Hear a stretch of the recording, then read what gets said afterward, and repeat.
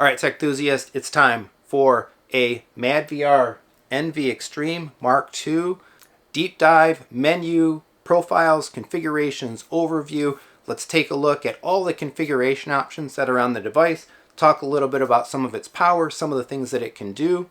So let's go check it out in the theater. All right, here we are, Techthusiasm home theater. Got the Kaleidoscape running, Kaleidoscape into the Anthem AVM90, out into the madVR NV Extreme Mark II, and onward to the JVC NX7 projector. Let's go through the menus and talk about some of the features and things to be found in the NV's configuration, settings, and information. Right off the bat, I do want to comment that I am really digging this remote. I think they made a very, very nice remote to go with the unit itself. We have easy access to all the stuff. Remote connection via RF has been reliable, spot on, no issues there. Programmable buttons work great, and we have direct access to a variety of the NV's menus, configuration settings, and all of that. There's 4 primary menus in the NV. We have an informational menu, we have a settings menu on the cog wheel, we have another type of settings menu, but it's more of like a functional configuration menu, I'll call it, and then lastly, the profiles. One of the things that I want to commend right away that I just absolutely dig is how the menu pops up, but then down below the menu there to the bottom left, there's actually help, and it's contextual help that gives you information about any specific item or element that you're actually looking at. It's active, it's dynamic. There's multiple sentences of exposition and information. I think that's just absolutely fantastic for a video device. The more help, information, and enablement that you can put into the device, I always greatly appreciate that when I'm using my devices. It's very easy to turn it off as well if you don't want it there. But of course, since I'm kind of new to using the unit, I'm definitely leaving it on. So as we page through the information screen, first one that comes up, incoming signal info. I love this.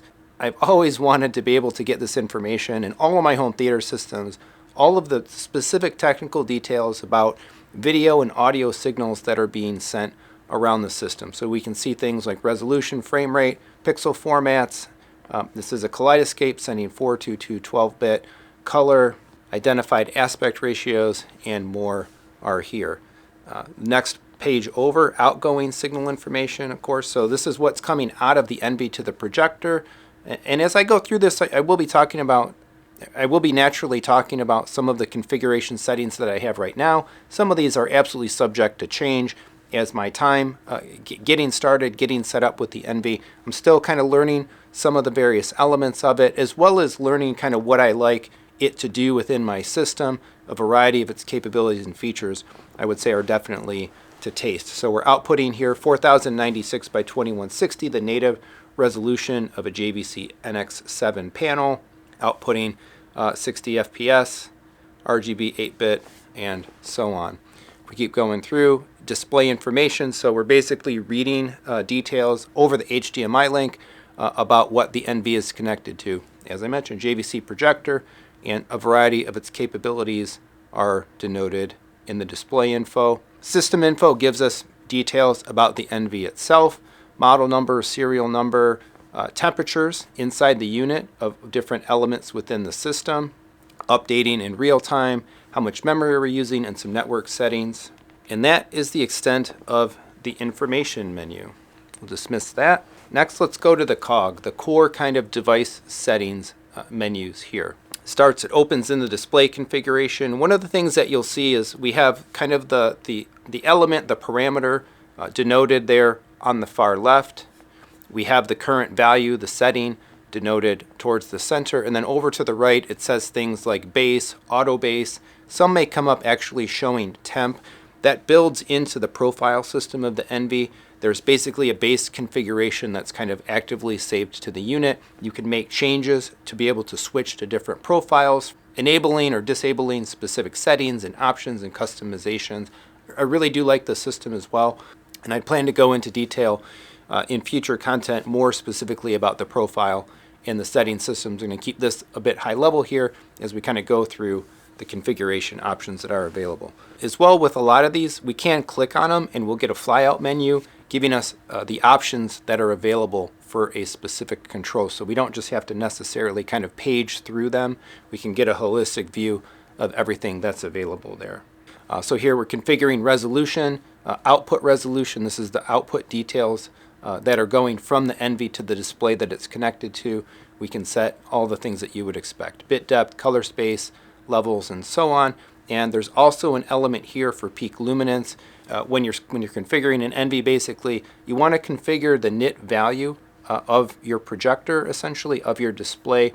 This value is used to key off of a variety of the tone mapping algorithms and behaviors within the unit. So the value that I have in here, 57 nit, was arrived at by using a lux meter and running a calculation with a full 100% white field.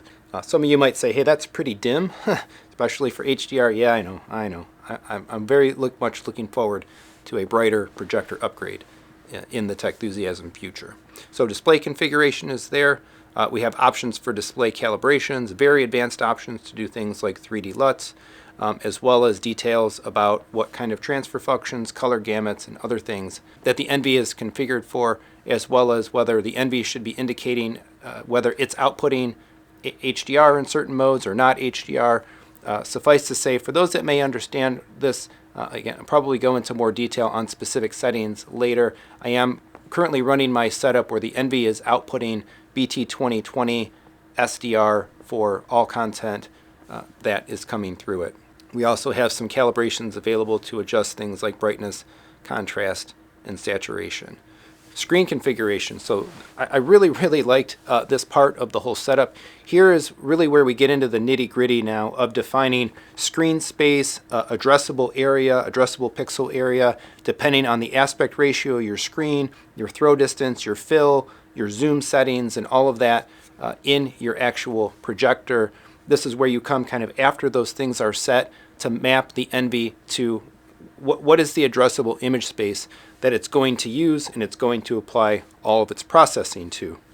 As you can see here, my screen actually it's a 2.37:1 aspect ratio screen, but because the throw distance is I don't completely fill it, I've got a little bit of masking. So my actual effective screen is roughly a 2.2:1. But when we jump into the screen assistant here, we get this really cool boundary setting where we take essentially these 4 circle crosshairs that are in each corner of the screen, and we can stretch them, move them around within the pixel space to make sure that we are filling the space, the addressable space of our screen properly. Geometry correction is very similar, giving us the ability to kind of bend and move anchor points around the screen. This is essentially very useful, of course, if you have something like a panomorph, a DCR, an anamorphic lens in your projection setup, introducing some distortions and some barrel distortions and whatnot. The NV can fix those things with its geometry correction. Convergence correction has to do with actual pixel alignments and things like that. You can also do that in the projector itself. And then a couple of additional options here specifying do we have an anamorphic lens or not, and what does that mean for what the NV is doing, as well as some options for shifting images within a constant image width type of setup. We'll keep going. Black bar config. Of course, this is one of the elements of the NV that I'm very eager to have kind of active in my system. This is what defines what does the NV do when it detects black space around the image, either black bars on the top and bottom of content. What should it do when we have subtitles showing up? How should it respond? There's options to both control kind of the behavior, the lag time, the stickiness time of how long does it keep changes before it reverts back when it detects something. And so we can manage and control all of these algorithm aspects there. There is specific things that the NV does with regards to a kaleidoscope system. You can configure your kaleidoscope to tell the NV, hey, I'm in content or I'm in the menus, and then it can respond accordingly. Probably do some future more detailed technical content again about the integration between madVR and Kaleidoscape. One thing with the black bar config that we'll see a little bit later on is nonlinear stretch, and stretching is actually defined elsewhere in the interface. This is again behavior for black bar, more or less zooming and adjustments being made for subtitles and the like. If you see my settings, they're set right now at again at a mix of what I found, what I've been tinkering with, what I found as a little bit of a preference, and what I've also had recommended to me from some other qualified folks. All right, custom zoom configuration. So this is where we really get into the meat of what nonlinear stretch is going to do in your setup, and so much configuration here. This is just what I really dig, and it's so accessible in these menus as well. So we have all these different aspect ratios. In each one of these, we can just define so much detail about what do we want the NV to do when it sees an image coming in of this specific aspect ratio. We can control different levels of what areas do we want to stretch, perhaps how much strength of a stretch do we want to apply. Do we want to crop? Do you want to do a little bit of cropping and a little bit of stretching? And you can do these things in multiple dimensions, and again, completely managing them for every different aspect ratio that the NV may see.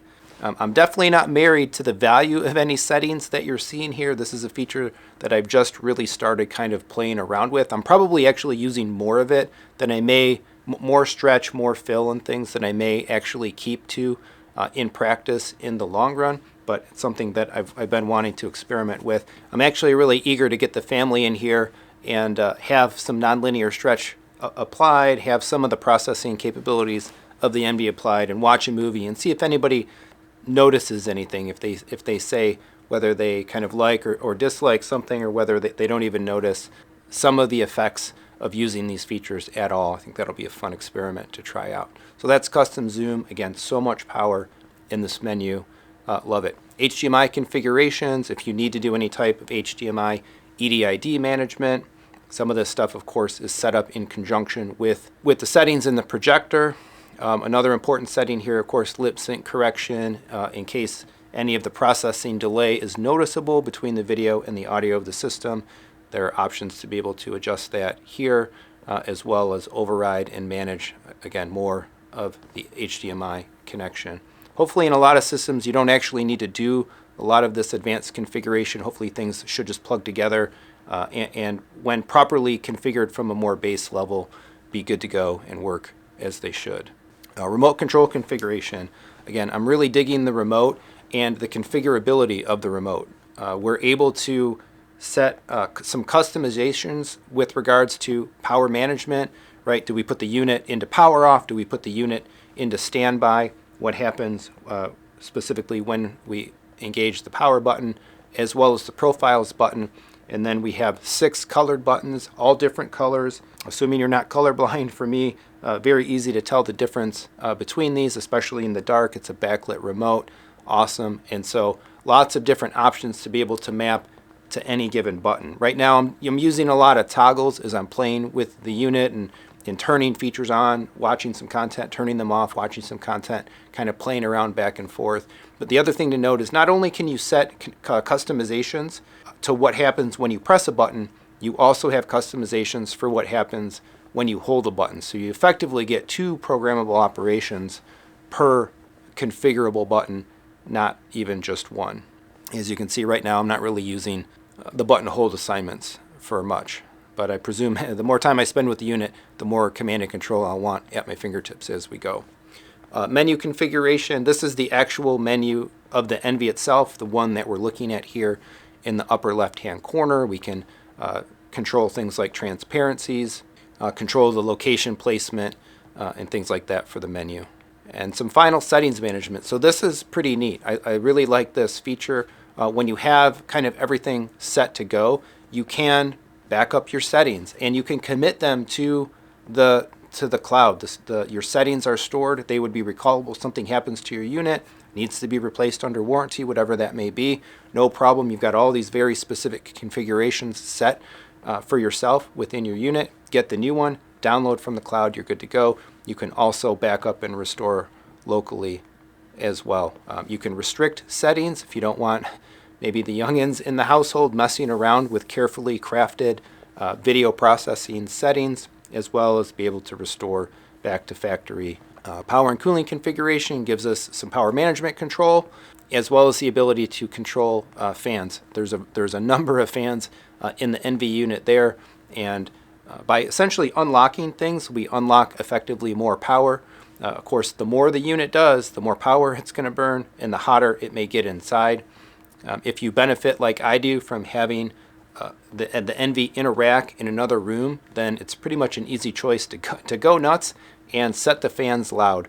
Of course, if you do have the unit in a room with you, then maybe you'd want to play around with some of these settings and custom tailor them to the right level of performance and noise and whatnot that you may notice from the NV itself. Next up, firmware updates. Love being able to do this. Just pull up a menu, check if there's a new build available, and have it auto download, install, restart, and you're good to go with that. I love it. I made the whole video about it not that long ago, right? What's the best thing that I like to see about updates on my equipment? I like to see the change log, and we have it. I love it. Have it right here. Change log running latest firmware, of course, just from recently here in February, and a nice little bullet list of things that are happening or things that happened within this build, as well as options to be able to choose, do you want to do betas or not betas, and so on. So that's the settings wheel, the cog wheel, the core operational settings of the device.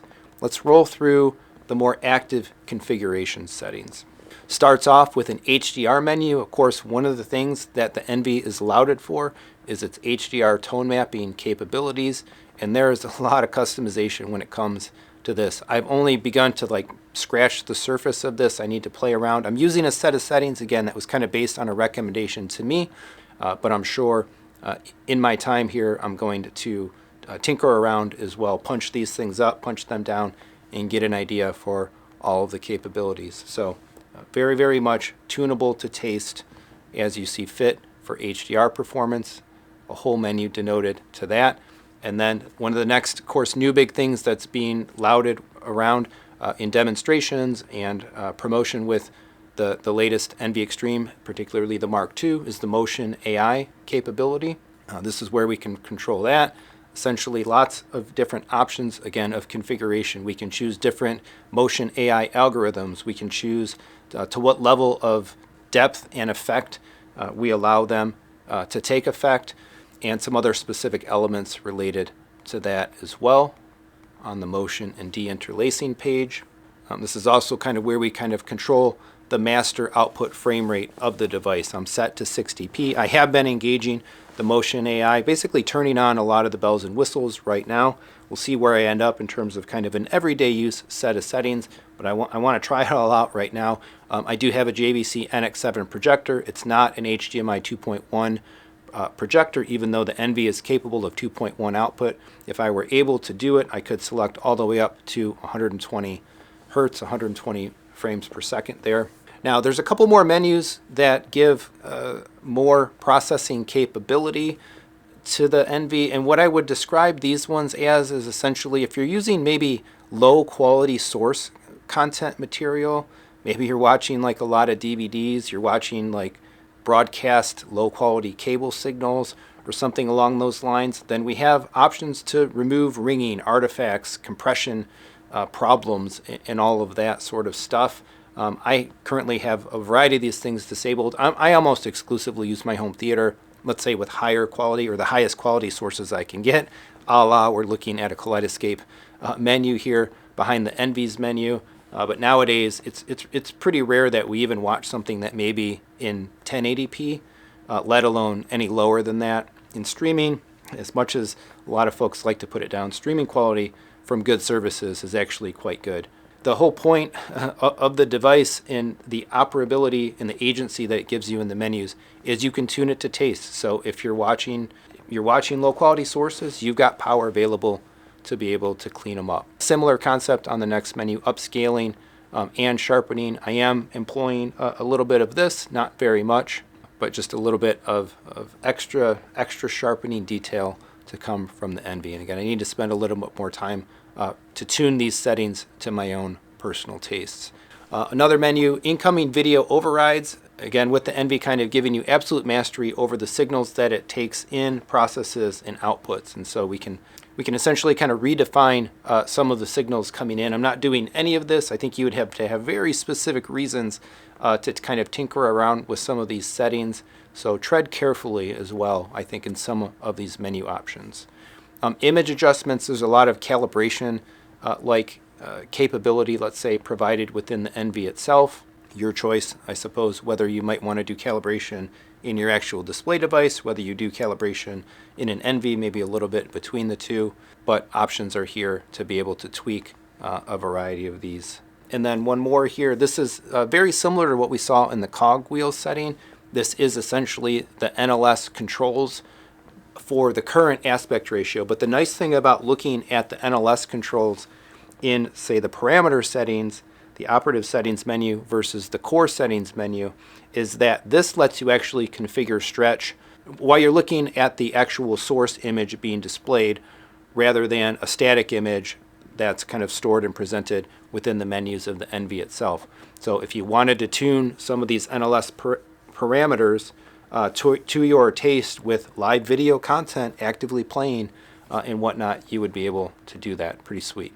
And then we're all the way back around to HDR settings. Take a look at the last menu here, the profiles menu. Once again, just a bunch of, let's say, configuration power at your fingertips. We can define device profiles for different sources. We can define different profiles for different displays based on the sources here. If you do want to, say, make specific configuration choices, selections, elements, and whatnot for an Apple TV versus a Kaleidoscope versus your Blu-ray player versus something else, you would be able to do that by defining different settings for different devices, and then you would just come in here and select the active device based on what you're using, or even better, of course, if you're using a control system, Control 4, you would be able to automate and tie the selection of these things in with the programming of your automation system. Lastly, there are profiles associated with NLS with the nonlinear stretch. You can kind of use a bit of a default smart fit profile, or you can deactivate the profile as I have it set here and set all of that stuff very deliberately, again, per aspect ratio. That's the entirety of the madVR NV Extreme Mark II current firmware as of end of February 2024 menus and options.